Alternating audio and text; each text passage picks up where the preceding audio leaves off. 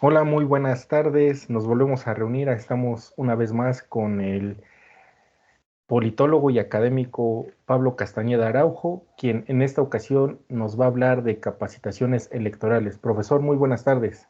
¿Qué tal, Edgar? ¿Cómo estás? Muy buena tarde. Y para todos aquellos que nos sintonicen, nos vean, pues también muy buen día, muy buena tarde. Y ojalá que también puedan ir manifestando quizá ahí algunas dudas, algunas preguntas, algunos comentarios que tengan que ver propiamente con esto que tiene que ver con los procesos electorales y poder enriquecer más este segmento, ¿no? Sí, muchas gracias, profe. Hoy nos va a hablar sobre la capacitación electoral. ¿Qué es la capacitación electoral? Pues mira, cada proceso electoral, como sabemos, tenemos personas que han estado en casillas, que fungen como funcionarios de casillas. A estas personas se les tiene que dar una capacitación, una instrucción de qué es lo que se tiene que hacer dentro de una casilla. Digamos, esa es la forma como más sencilla de ir definiendo propiamente lo que es una capacitación electoral. Obviamente, ya cuando caemos en una capacitación electoral, ya es algo más específico, más enfocado sobre un tema, que es obviamente los procesos electorales. Y todos los procesos electorales han sido distintos. A mí me han tocado vivir desde los procesos del 88, bueno, un poquito más, pero digamos mi mente, donde lo tengo más claro, precisamente tiene que ver con esta crisis del 88 hacia adelante, y todos los procesos electorales dentro de la jornada electoral y lo que tiene que ver con capacitación, que es nuestro tema, han evolucionado y han cambiado de maneras muy distintas, y mucho tiene que ver, sí, con la aparición muchas veces de la oposición, que también ha venido tomando terreno, ¿no? Entonces, para ir como abriendo, como para ir abriendo este sabor de boca aquí, pues la misma reforma del 46, que es ahí donde es el origen, ¿no? Diría Marx, es el origen, ¿no? De este rollo, ¿no? Pero en la época revolucionaria, pues lo que se ganaba en batalla, se ganaba en las urnas, pero la gente que estaba en las urnas pues era la misma gente que estaba en la batalla, ¿no? Es decir, era el mismo personal, la misma gente, y entonces sí había una necesidad de ir corrigiendo eso, y no va a ser hasta el 46, cuando se va a designar al ciudadano como la persona que debe de llevar a cabo el, esta parte de recibir la votación de la población. Pero estamos hablando del viejo Prieto, ¿no? Y entonces ahí pues sucedían muchas cosas, ¿no? Porque ¿quién era el que estaba en casilla? Pues no había propiamente una instrucción, una capacitación que le dijera al ciudadano qué tenía que hacer en casilla. Y entonces el primero que se formara, ese es el que estaba en la casilla. Y sabíamos los intereses del partido que estaba en ese momento en el poder, y no iba a mandar a otra gente, sino su propia gente, que le iba a permitir precisamente llevar ese proceso, y obviamente de ahí tener el control de del mismo registro federal electoral, ¿no? Todo eso pues, lo contenía, y no había forma, ¿no? Y estas van a ir evolucionando. Nos vamos a encontrar en los 80s, que propiamente ya existe, pues ya está la figura del ciudadano, pero obviamente este es insaculado, es propuesto por el órgano electoral. Pero además aquí la capacitación, o lo que llega a ser el capacitador electoral, eh, tiene que transcurrir como con muchas carencias, ¿no? Quienes en alguna vez en esa etapa nos tocó, bueno, a mí me toca en los 90s, nos toca ser capacitadores, no llevamos uniformes, no llevamos una identificación, o sea, vamos, tocamos la puerta, y solamente el capacitador dice, bueno, pues soy capacitador del órgano electoral, ah, qué bueno, ¿no? El que mejor lo entendía te pasaba, ¿no? Sí.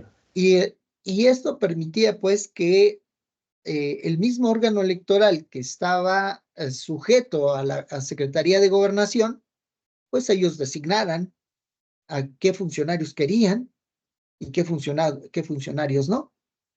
Y entonces desde allí, desde ese momento, digamos, que se debe de ir entendiendo como con muchos rasgos culturales, es decir, ¿a quién realmente quiere estar en una casilla electoral? ¿Tú has estado en una casilla electoral?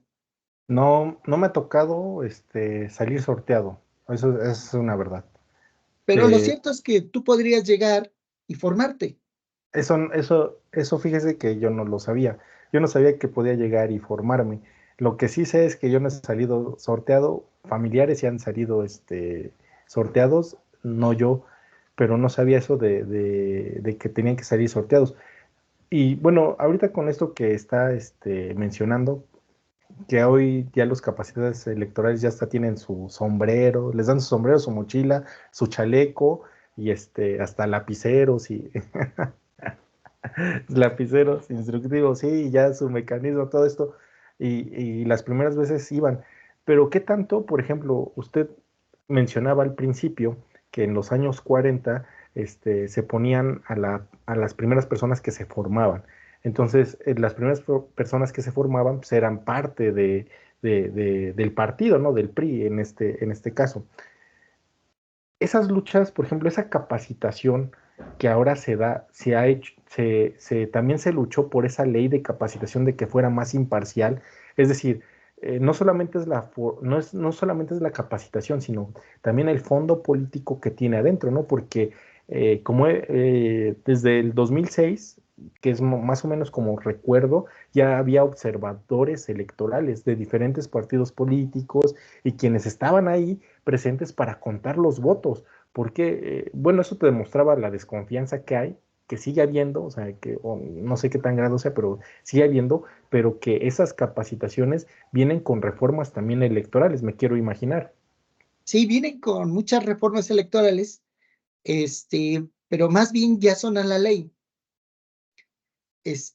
porque están las primordiales que son a la Constitución. Esas son principalmente al artículo 35, 41, 99, por ahí el artículo noveno también puede entrar en algunas salvedades precisamente de esa construcción precisamente del ciudadano y cómo es que tiene que integrar, cómo es que se tiene que ver involucrado. Yo creo, percibo ahí más bien que se tiene que revisar precisamente eso si nos pone como un derecho y una obligación. Eso permite que el ciudadano que sale insaculado pues pueda desistir y decir, no, no voy, ¿no? En otros países, como Chile, Guatemala, me parece, Argentina Argentina, es que obligatorio. entre más grado educativo tienes, no importa si estás en otro país, te regresas para cumplir precisamente con esa encomienda electoral. Y habría que revisar precisamente esa capacitación que se les da. Yo hace rato precisamente te ponía esa parte de que hay que revisarlo desde esa perspectiva cultural. Entonces sí tenemos que ir viendo como las dos caras de la moneda.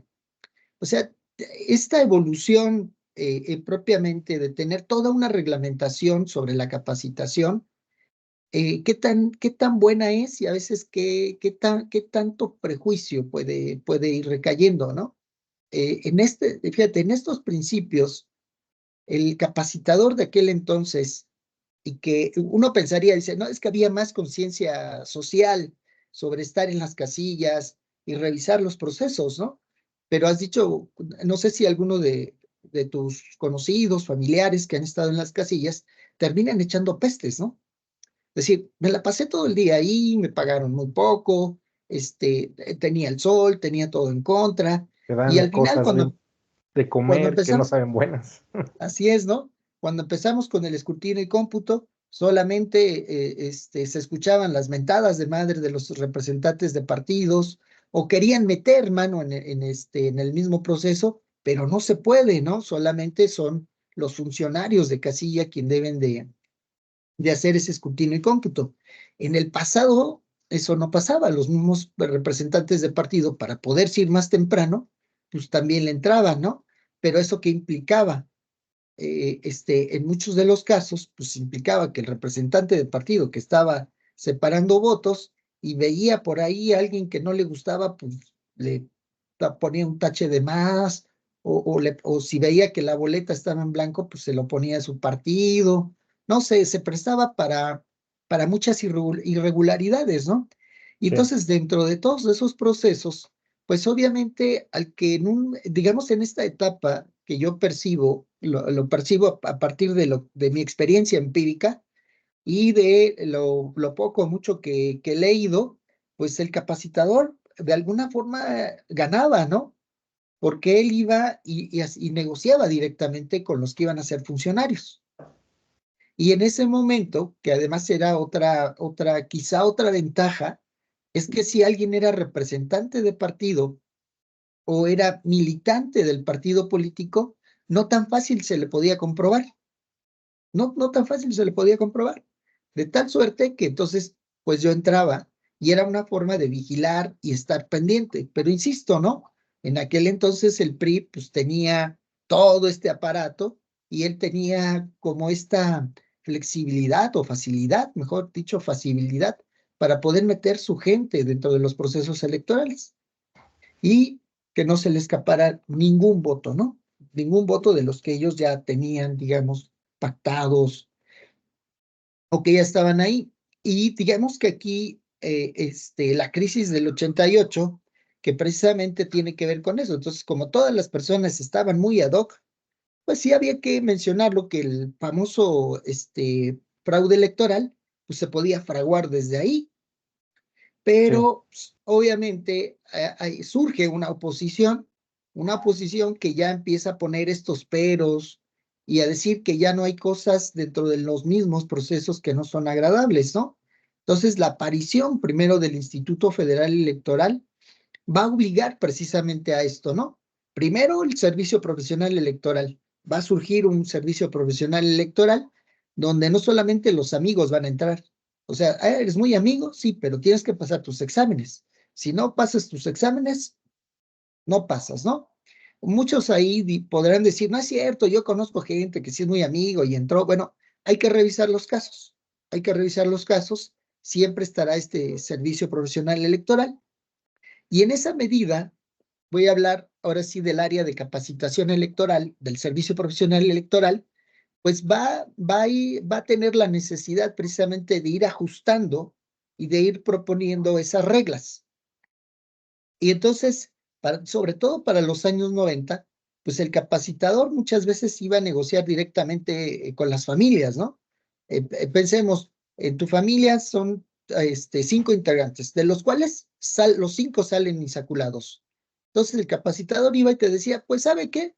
Con que 2 se queden conmigo en la casilla, yo veo cómo los otros los puedo sacar, ¿no?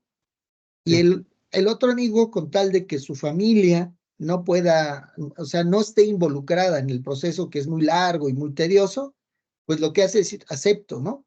Te acepto con esta condición, que efectivamente lo saques. Y entonces el capacitador sí tenía esa facilidad de poder ajustar esas piezas que podían quedar en la mesa directiva de casillas.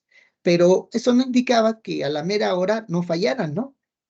Ah, bueno, y en esa medida en que pueden fallar, aquellas personas que sí quieren estar dentro de la casilla, entonces se formaban y decían, bueno, pues yo les salto, ¿no? Si va a faltar un funcionario, yo con mucho gusto voy, pero hay tiempos electorales, a ver si nos da tiempo ahí de poderlos revisar, los podemos ir revisando tiempo por tiempo de cómo es que hay un momento determinado en que el ciudadano sí se puede incorporar, pero se tiene que dar en tiempo y forma, que eso es lo importante. Y entonces, en los años 90 era muy común ya el nacimiento del PRD como grupo de oposición, que dentro de los consejos distritales a mucha gente le dijera que no, digamos, porque siempre tenía la duda de todo, ¿no? Del que no tenía experiencia, porque no tenía experiencia. y del que tenía experiencia, porque tenía experiencia, y entonces venían de procesos ya maliciosos, ya venía sucio de los otros procesos electorales y entonces tampoco los quería. Pero sí tenía que aceptar, ¿no? De alguna forma o de otra. O sea, no puedes, no puedes dejar que todo el personal sea nuevo y no podías aceptar que todo el personal fuera viejo. Había que irse acoplando precisamente. Y entonces ahí todas estas reformas empiezan a poner parámetros. ¿Cuáles son esos parámetros? Digamos, el primer parámetro que se va a encontrar es la insaculación, que esa es la gran problemática. Dice, bueno, es que metes la gente de las casillas, la gente de los partidos políticos. Pues la realidad de las cosas es lo que ya he comentado, ¿no? Pues en un momento determinado soy militante, no se me puede comprobar que sea militante. Hoy sí pasa eso. O sea, si tú eres militante de un partido y quedas como funcionario de casilla, te llega una notificación que te dice que eres militante de un partido político y por tal motivo tú no puedes estar como funcionario de casilla. Para que no exista ningún problema, ¿no? Así de suponer que haya alguna situación. La realidad de las cosas es que somos un país que culturalmente nacimos en la desconfianza, ¿no? Toda esta desconfianza. Y yo lo que sí percibo, ahora sí que ahí sí es una subjetividad, es si los militantes, más bien los simpatizantes, porque hay muchos simpatizantes de varios colores, sienten esa desconfianza y les tocó ser funcionarios de casilla, pues ahí está, sean funcionarios de casilla. Me parece que acaba de terminar la convocatoria para capacitadores electorales del Instituto Electoral del Estado de Puebla. Bueno, había que entrarle a esa convocatoria, ¿no? ¿Por qué? Porque esa es una forma de supervisar que las cosas se hagan como que como se deban de hacer, ¿no? Y haz esta otra pregunta, porque también el Instituto Nacional Electoral ha estado lanzando convocatorias, porque los supervisores y los capacitadores les han estado renunciando. Eso en el pasado no había sucedido. Precisamente esta forma de que se van ajustando los diferentes instructivos que empiezan a ser más rígidos, empiezan a ser más rígidos, de tal manera que no te permite esa forma de poderte mover y de poder dejar como más en claro de la necesidad de estar ahí en una casilla. Y entonces, pues hoy en día vas el capacitador y tenías 5 en la familia, pues los 5 te renunciaron. Sin ningún problema te renunciaron, ¿no? No le permite al capacitador por lo menos un diálogo que le permita decir, bueno, vamos a convencerlos para que finalmente se queden, ¿no? Esta forma en que en los años 90 ibas, tocabas y solamente levantabas documentos, algunos comprobatorios, sobre todo comprobatorios, claro, y algunos que te habían dicho, bueno, pues es que esta persona ya no vive aquí, ya no vive aquí desde hace mucho tiempo, ¿no? Pero se cumplía la meta, no tenías tantos problemas de tantos vacíos.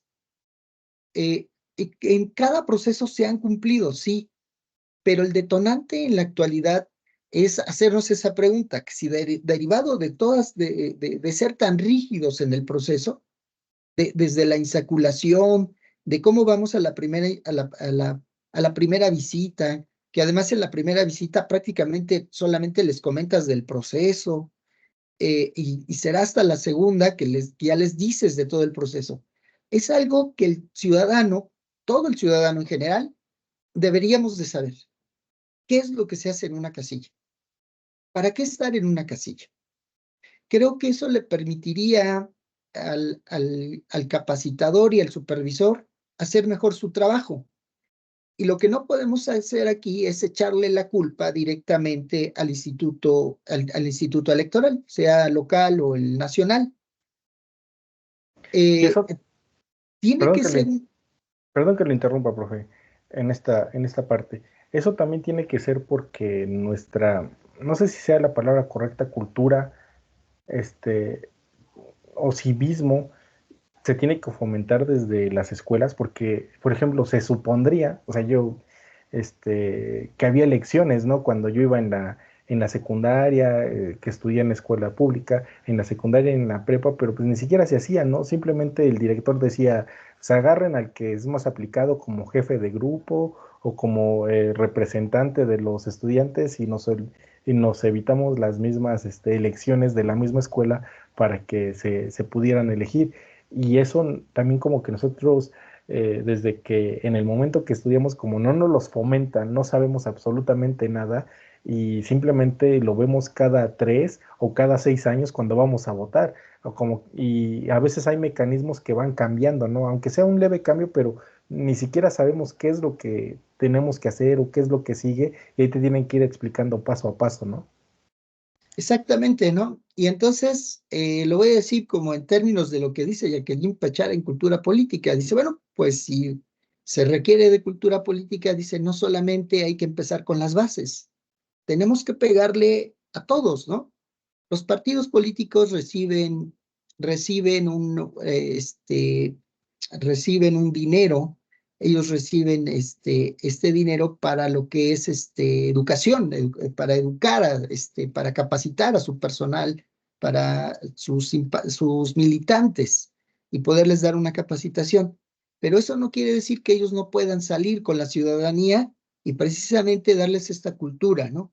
De la importancia de estar en una casilla, de que esos procesos se deban de transparentar.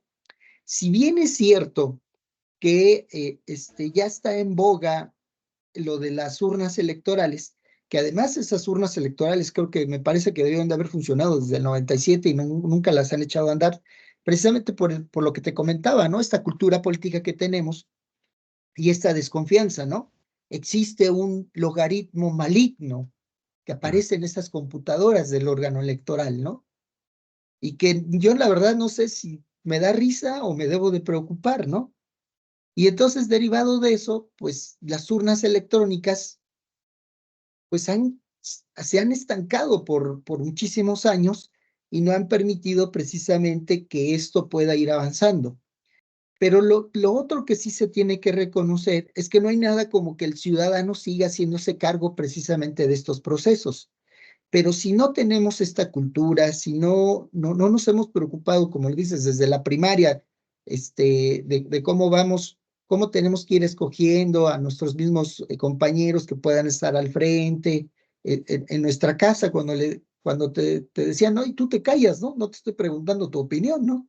Sí, Desde ahí, desde que vamos fomentando estos o cuando estás en la misma calle, ¿no? Que siempre estamos ahí como buscando al líder y el líder nunca te va a preguntar, él lo va a hacer, ¿no? Y te va a decir, haz esto y ya, ¿no? Pero siempre la razón y esta forma de ir viendo criterios y una serie de cosas, pues debería de permitir una mejor cultura política, pero sin en cambio no es así, ¿no? Tenemos, insisto, en esta cultura de la desconfianza, ¿no?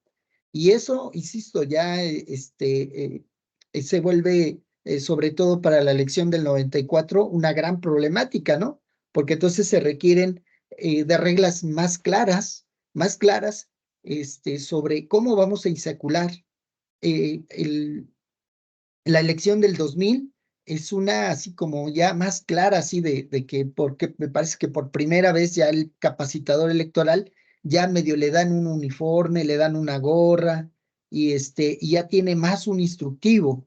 Antes era más así como que solamente había un par de instructivos así muy poquitos y que no permitía pues solamente el poderse meter más con el ciudadano y decirle, mira, lo importante de estar en una casilla es esta. Y a veces nos gusta o no nos gusta, pero sí deberíamos de cumplirlo. Se debe de cumplir con ese requisito sin ningún problema. ¿Por qué? Porque entonces cuando se abre la casilla a las 8 de la mañana, están todos los funcionarios y empezamos a trabajar. Así de sencillo, ¿no? Sin esos pretextos, ¿no? He escuchado pues la problemática desde que yo era capacitador electoral. Dice, no, pues es que el órgano electoral no me da dinero, ¿no? No me da lo suficiente para comer, ¿no? Dice, mientras que el partido político en turno me da hasta tanto dinero me da para ser su representante ante la casilla. Y a veces ni los que son representantes saben exactamente cuál es la función que tienen que hacer. No saben, ¿no? De tal manera que el ejemplo más claro que ya te había comentado, sobre todo en los 80s, en los 90s, pues el mismo representante le entraba al conteo de los votos, ¿no? No, no puede ser así, precisamente por esa desconfianza. Y eso es lo que va a surgir precisamente con uno de los instructivos, donde los partidos políticos no ingieran en el conteo de la votación de la casilla electoral que se trate, ¿no? Tendrán que hacerlo los funcionarios que para eso fueron designados. Pero muchos de ellos, cuando han sido jalados de la fila, pues no tienen ni idea, ¿no? No tienen ni idea de lo que van a hacer y a veces el que dice, no, pues es que es sencillo, lo único que tienes que hacer es contar los votos, ¿no? Hoy te dan una planilla, les dan una planilla muy grande y dicen, bueno, esta es la forma de ir metiendo los votos, de irlos poniendo en cada uno de sus cajones, ¿no? Y me recuerda como que no pasamos el kindergarten, ¿no? Nunca fuimos al kinder porque hay que acomodarlos según como nos dan la planilla, o sea, nos regresaron como al kinder, porque entonces estamos dando por hecho que el ciudadano no es capaz de hacer ese tipo de cosas, ¿no? De llevar una contabilidad dentro de la casilla, lo cual al, al CAE también le va a representar una gran problemática, ¿no? ¿Por qué? Porque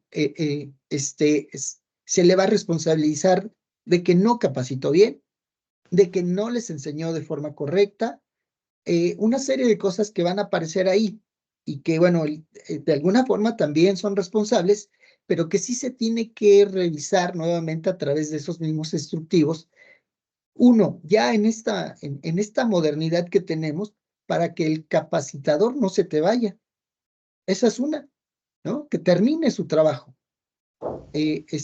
Tengo alumnos que habían quedado en la lista de reserva y dice, no, nunca me van a mandar llamar.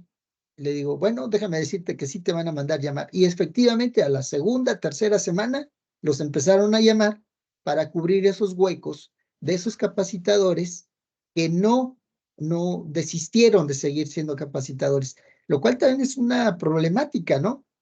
Porque estás capacitando gente y esa gente se te va. Capacitas nueva gente, pero ya en un proceso electoral, tú sabes que trabajas con los tiempos así, muy cortos, muy cortos.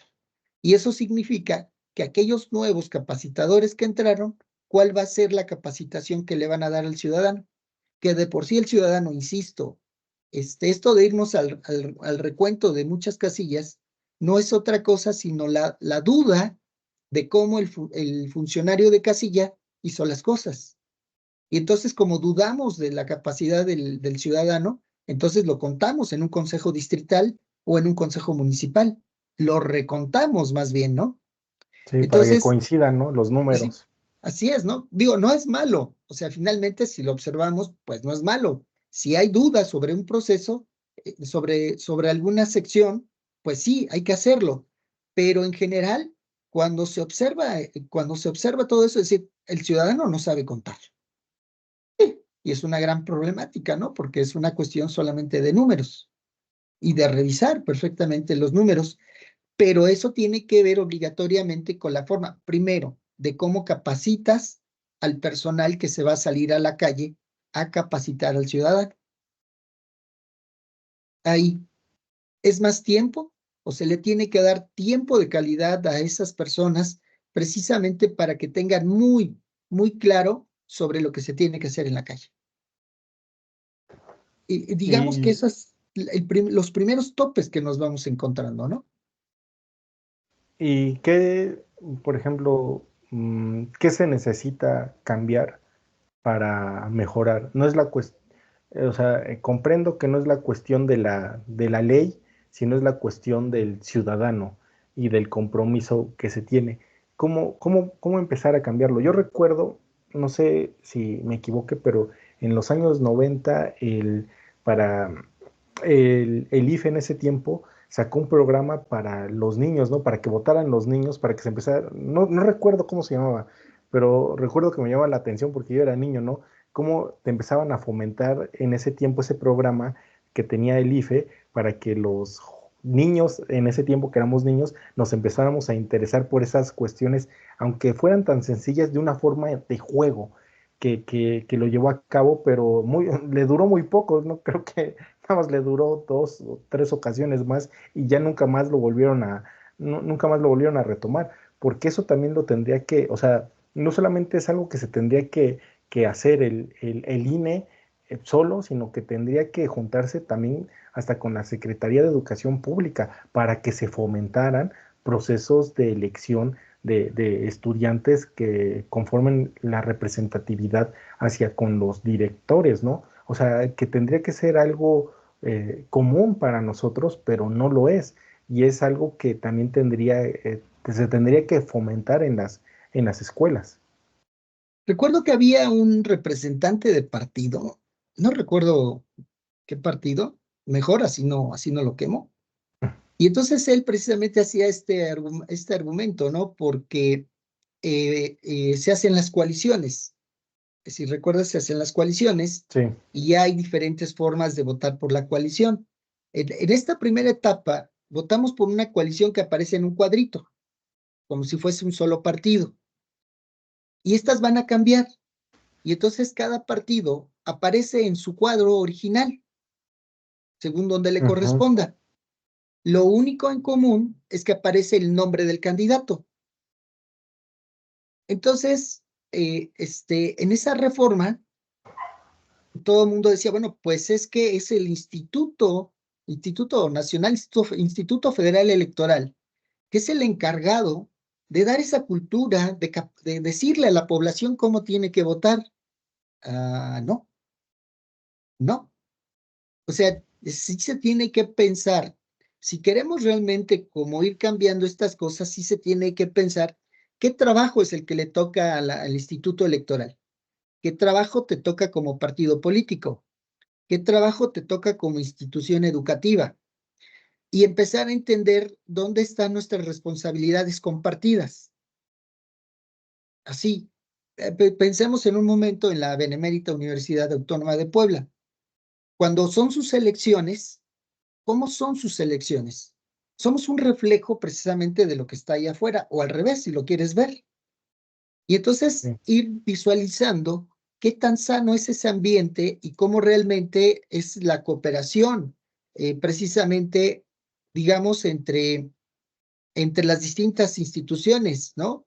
Rectoría, las distintas facultades, los profesores, los alumnos, el cuerpo administrativo, que precisamente funcionen como un mini sistema electoral que permita ver que sí funciona. Bueno, y ahí te das cuenta, te vas a dar cuenta y te vas a encontrar alumnos que van a decir, chales. Sí. Y entonces empezamos precisamente con eso. Entonces, cuando tú volteas a ver eso y lo volteas a ver afuera, entonces dices, a ver, espérame, es el conjunto de cómo estamos operando como esa sociedad. Primero, hay reglamentos que no conocemos, que fueron evolucionando a lo largo de los años, al paso del tiempo, precisamente por estas necesidades de que los procesos sean más transparentes, de que yo sé que quedaron las personas mejor capacitadas, las personas que tienen el mejor nivel educativo, que van a permitirme precisamente que mi voto, cuando yo vaya y vote, sea perfectamente cuidado. Y entonces, esa es la parte donde vamos embonando cada uno de nosotros, ¿no? Yo no soy militante de un partido político, pero soy simpatizante. Y entonces mi partido político dice, bueno, si salen como funcionarios de casilla, vayan y sean funcionarios y cuiden el proceso. Si me fui a dar de alta como CAE y pasé mis exámenes, pues cuide el proceso. Pero cuidar el proceso significa que voy a capacitar, pero que también me voy a involucrar sobre el conocimiento de qué es estar en una casilla. Que si yo llego a las 7 de la mañana, ¿qué va a pasar? Si yo llego a las 7:30, ¿qué va a pasar? Si a las 8 de la mañana, ¿qué va a pasar? Que es el momento precisamente cuando se abre la casilla. Si son las 8 de la mañana y no tengo uno de mis funcionarios, ¿qué va a pasar? Tengo que esperar a las 8:30. Si a las 8:30 no tengo un funcionario, ¿qué va a pasar? Tengo que esperar a las 9.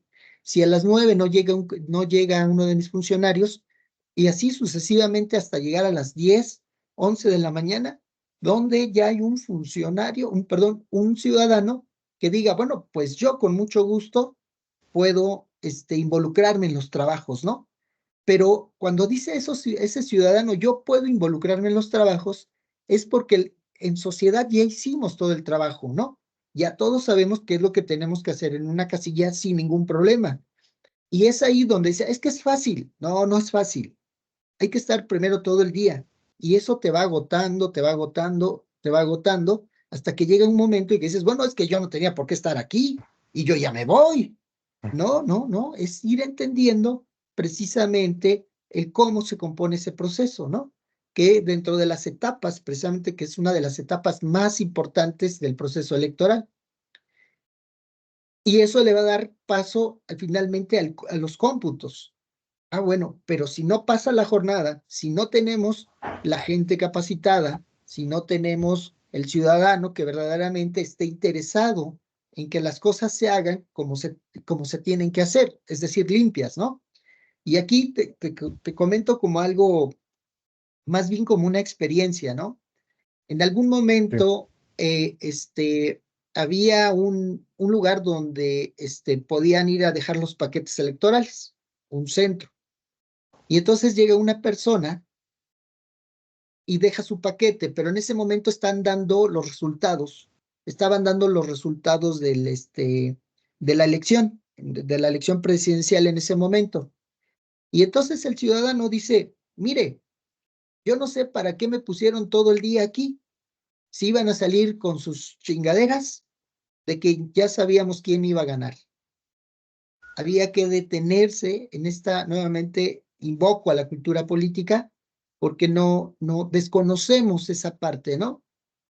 Para que el proceso electoral o la jornada electoral funcione, hay muchos mecanismos que lo van a ir transparentando.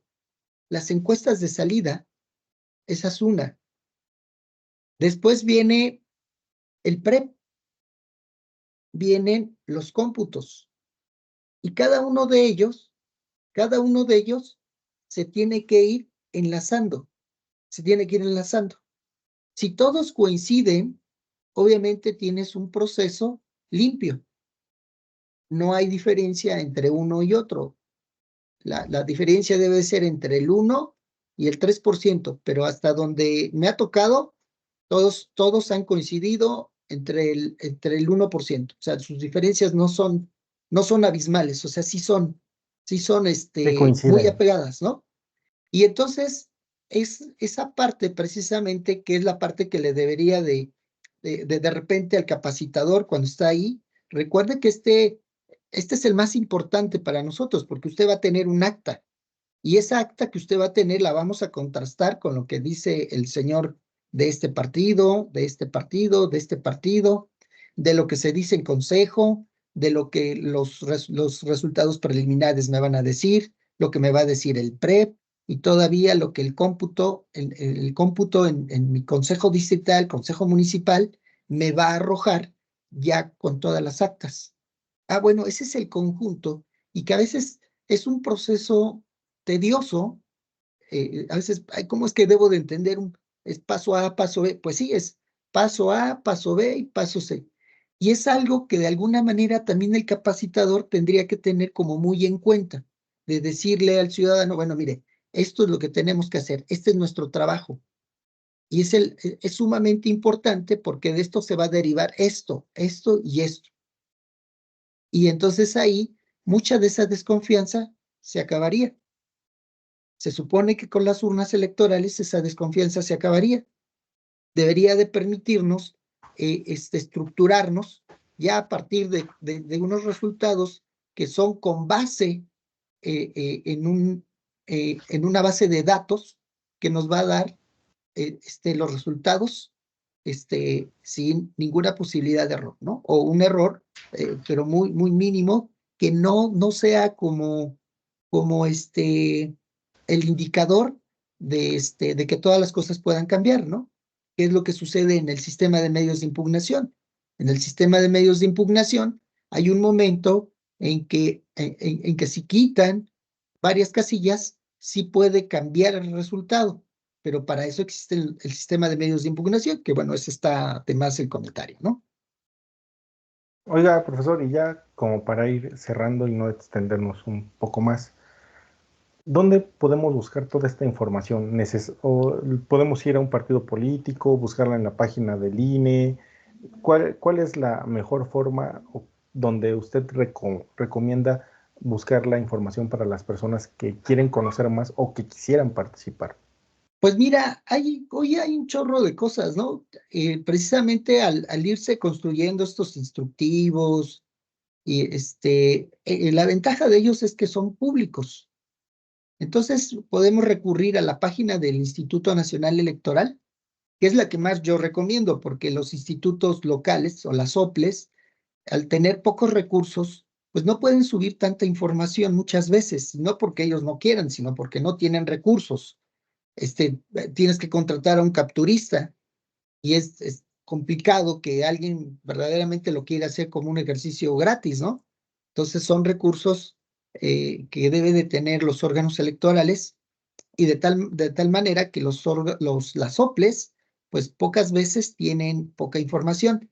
La página del Instituto Electoral del Distrito Federal, si mal no recuerdo, también tenía mucha información, pero vamos a enfocarnos a lo que es el Instituto Nacional Electoral y ahí seguramente nos van a dar las mismas páginas del órgano electoral, tienen acuerdos y tienen estos instrumentos para poderlos revisar más a fondo y ver qué es lo que se requiere, qué es lo que se hace en el proceso electoral y sobre todo, en este caso, de la jornada electoral.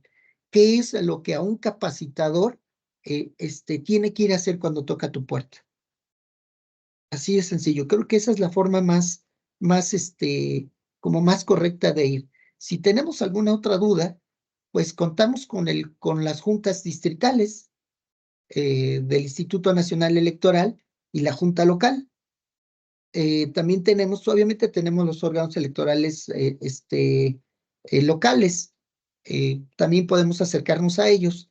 En el caso de los partidos políticos, también uno se puede ir acercando a los partidos políticos, pero sobre todo en el área de capacitación electoral. Ellos tienen un área de capacitación electoral. Insisto, ellos reciben un presupuesto precisamente para capacitación. Capacitación para la población en general y por el otro lado reciben para capacitación a sus militantes y tienen también un pequeño presupuesto que es para capacitar a las mujeres para puestos públicos, ¿no? Que en un momento determinado se van a ir a competir por una elección popular, ¿no? Entonces ahí ellos también tienen espacios y deben de tener gente muy capacitada que los pueda orientar al respecto de eso, ¿no? Que es muy interesante que nos metamos en todo lo que es la jornada electoral, ¿no? Todos hemos ido, la gran mayoría de unos que por primera vez cumplieron 18 años, van a ir a ejercer su derecho al voto, pero cuando eran niños, seguramente fueron con su papá o con su mamá o fueron juntos para acompañarlos de cómo se ejercía ese voto, ¿no? ¿O no Y fueron? todo, claro, y entonces ahí pues tenemos una idea, todos lo hemos visto. La otra creo que ya se acabó también, la de los observadores electorales, no sé si todavía siga la convocatoria, creo que esa ya se cerró, pero también está ese espacio de ser observadores electorales. Y entonces todos tenemos una perspectiva. El capacitador electoral tiene una perspectiva, el observador electoral tiene otra perspectiva, el ciudadano que va a votar tiene otra perspectiva, el partido político que va a fungir como representante ante la casilla tiene otra perspectiva, sucesivamente. Pero si en ese sentido todos tenemos la misma información, entonces estamos hablando de otra cosa. Cada uno haría su chamba y no habría ningún problema, ¿no? Algo así como lo que sucedió en el 2000, ¿no? En el 2000 no hubo tantas impugnaciones, no hubo tantas discusiones de cómo se llevó el proceso electoral, pero sí tiene que ver obligatoriamente en nuestras formas de nuestra cultura política. Así de sencillo. Pues muchas gracias, profe. Le agradezco mucho la información. Espero sea útil para los que quieran saber más sobre la capacitación electoral y procesos electorales que vamos a estar platicando acá con el politólogo Pablo Castañeda Araujo. Pues muchas gracias, profe, y nos estamos viendo para la próxima. Sí, nos estamos viendo para la próxima y ojalá sí existan quizá algunas preguntas que podamos ir resolviendo, comentarios también que tengan que ver con todo el proceso electoral y aquí seguiremos. Gracias. Gracias, gracias.